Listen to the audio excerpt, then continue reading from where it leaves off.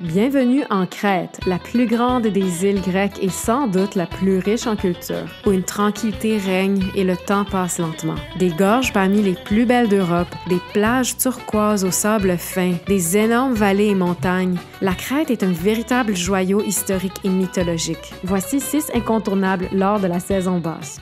Hey salut, bienvenue à la vidéo de quoi faire sur l'île de Crète en Grèce. Abonnez-vous à notre chaîne, Gabi Maya. Merci beaucoup. On aimerait prendre un petit moment tout spécial pour remercier nos 2 premiers contributeurs sur Patreon. Merci à Stéphanie Brown et Raphaël Bussière. Votre support est grandement apprécié et nous motive à travailler encore plus fort. Merci beaucoup.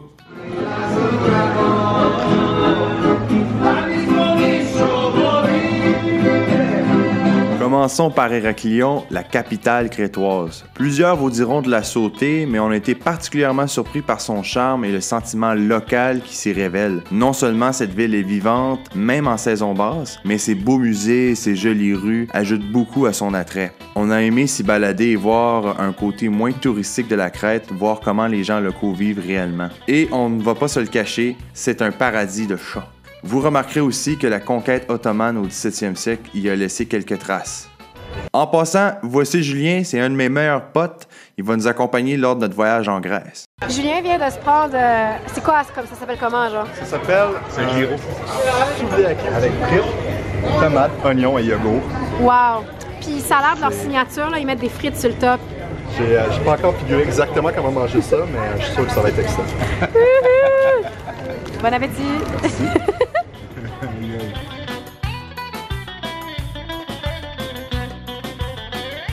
Il y a aussi une belle promenade à faire au quai d'Héraclion, en direction vers le fort. Il semble toujours avoir des gens qui en profitent et c'est définitivement un endroit pour trouver le calme et écouter le son des vagues méditerranéennes. Et bien sûr, comme le reste de la Grèce, on ne peut pas marcher quelques mètres sans tomber sur un peu d'histoire.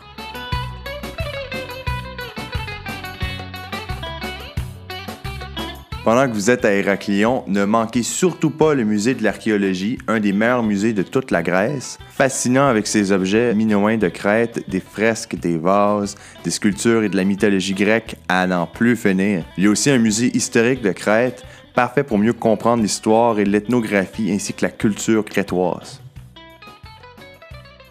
On est au palais de Knossos, quelque chose à faire dans la région de Héraklio à Crète, en Grèce. Pour ceux qui ne savent pas c'est quoi Knossos, bref, quand il y a eu le Minotaure dans les légendes grecques, là, le palais duquel le héros est parti, c'est ici.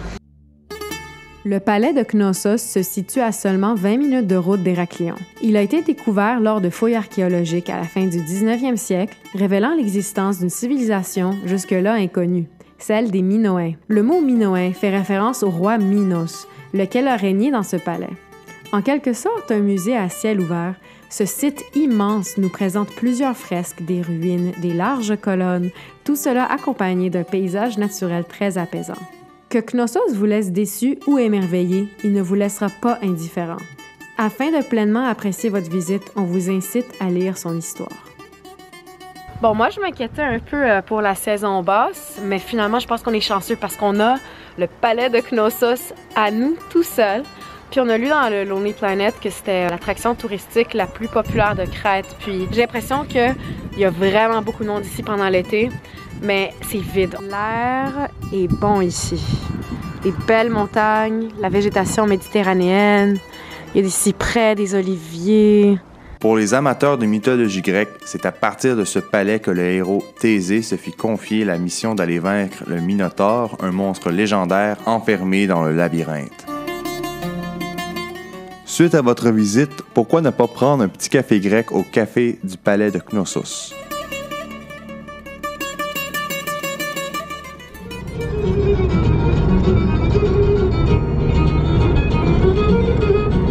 Εμπιστοσύνη ο δυστυχής, εμπιστοσύνη ο δυστυχής, δεν έχει στους ανθρώπους.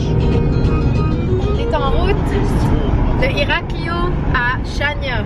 Chania! Dans une auto louée avec Julien.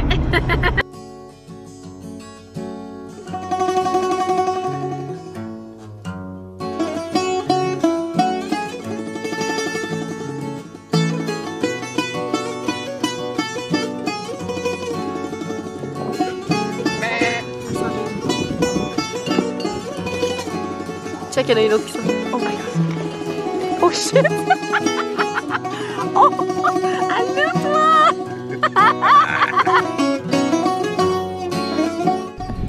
Là, aujourd'hui, on s'est rendu au village de Imbros. Puis là, on commence la randonnée.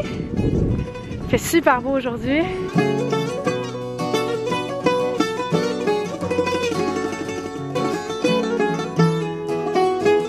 Là, on est en train de dîner. Là, on a fait un sandwich aux avocats. Bon app. Voilà, voilà. Ça, c'est des chips à essayer, man. Des chips à l'origan.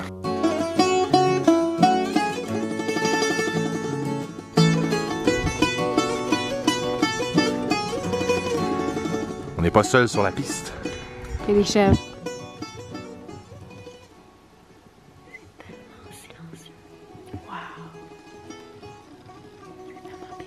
Là, on va passer par là.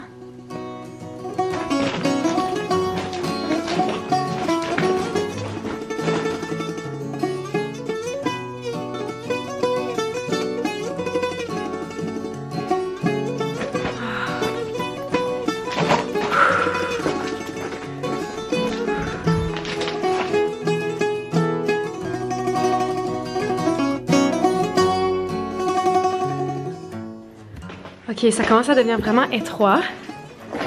Mais apparemment, il y a une partie qui c'est même pas 2 mètres de largeur pour passer. Je dirais qu'en ce moment, c'est comme 3 mètres de largeur en ce moment.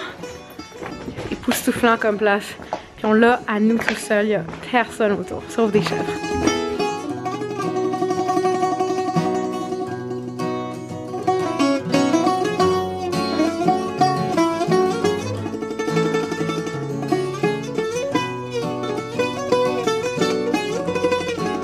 Le mur, il finit jamais.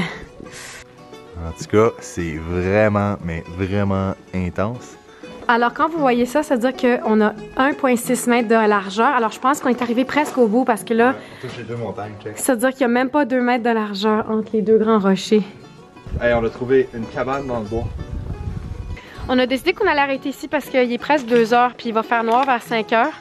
Puis ça pourrait nous prendre 3 heures à venir parce que ça monte beaucoup. Donc, c'est ça, on s'est pas rendu à l'arche, mais on s'en fout parce que c'était splendide.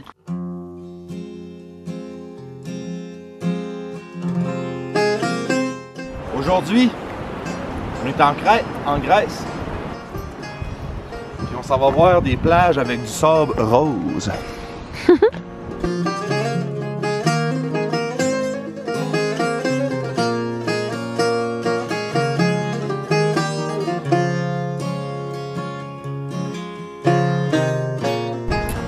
On vient de conduire jusqu'à la plage Elafoni ici. C'est dans le sud-ouest de l'île de Crète. Puis le sable est supposé être rosâtre et l'eau vraiment bleue.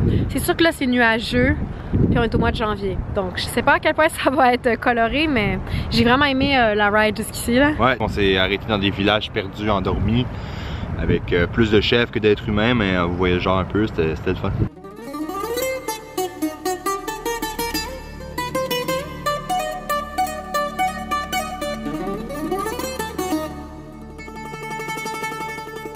La légende raconte que Dieu était de bonne humeur lorsqu'il a créé la plage d'Elafoni ici.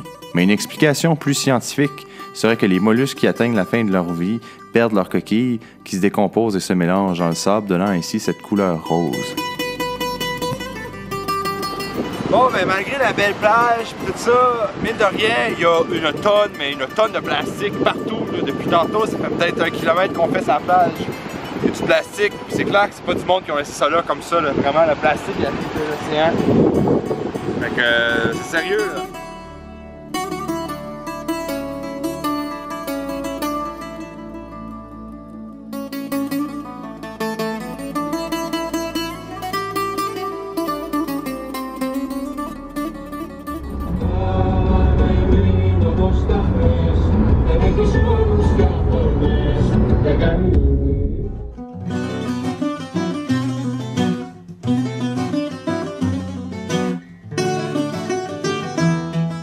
Lacanée, ou Chania, est connu pour son port vénitien du 14e siècle, ses belles rues étroites et ses restaurants au bord de la mer. On y trouve plusieurs traces vénitiennes, égyptiennes et ottomanes, rendant la ville unique. Sur le bord de la mer, en Crète. En Crète. C'est beau! Personnellement, on a trouvé son centre historique magnifique avec ses couleurs et ses jolis petits passages, mais les locaux ne s'y baladent à peine. En fait, la vieille ville ne vit pas en dehors de la saison haute.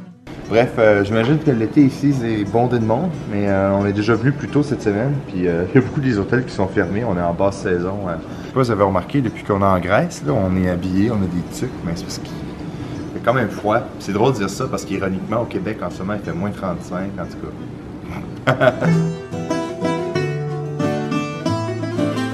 Deux petits minous. Oh, les petits minous. Qu'est-ce que vous faites? Est-ce que vous jouez? Oh my god! Oh, petit minou! Miaou! Petit minou!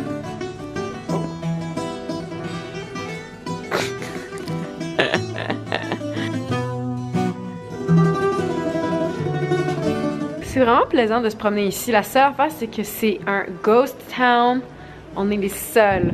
Parce que je l'imagine, je me dis, ça doit être un peu comme Venise, où est-ce que c'est bondé de touristes, puis tous les hôtels et les restos doivent être ouverts et remplis de gens. Mais en ce moment, c'est juste moi puis Gab. Puis les deux chats que vous venez de voir. Teach me to dance. Dance? Come on, my boy. Together. Cette scène très célèbre tirée du film Zorba le Grec a marqué le cinéma. Le film a été adapté du roman Alexis Zorba, écrit par Nikos Kazantzakis, un grand auteur crétois. Alors, pendant que vous êtes en Crète, profitez-en pour visiter un musée lui étant entièrement dédié. Kazantzakis est aussi connu pour la traduction de diverses œuvres très importantes en grec moderne, dont l'Iliade et l'Odyssée d'Homère, la Divine Comédie de Dante, Le Prince de Machiavel et Ainsi parlait Zarathustra de Nietzsche. Kazantzakis écrivait aussi en français et en italien et a été nominé 9 fois pour un prix Nobel de la littérature. Une fois en particulier, en 1957, il perd le prix contre Albert Camus d'une seule voix. Camus a dit lui-même que Kazantzakis méritait 100 fois plus l'honneur que lui. On s'en va voir la tombe de Nikos Kazantzakis. C'est l'auteur de plusieurs livres très, très, très acclamés dans le monde, dont Zorba the Greek. Puis on en fait un film très connu, genre. Surtout chez les grands amateurs de films.